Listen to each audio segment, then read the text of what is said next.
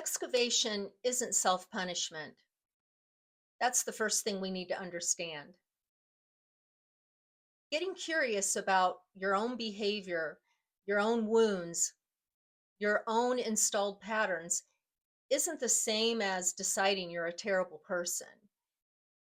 It's actually the opposite. Self punishment keeps the story fixed, where excavation opens it up. And here's the readiness indicator that nobody talks about. If you're not curious with care, you're not ready for repair, not as a judgment, as a diagnostic. Repair requires you to be genuinely interested in the other person's experience, not just motivated to resolve your own discomfort.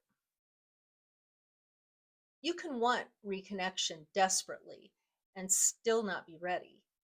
Wanting isn't the same as being prepared for what it actually requires.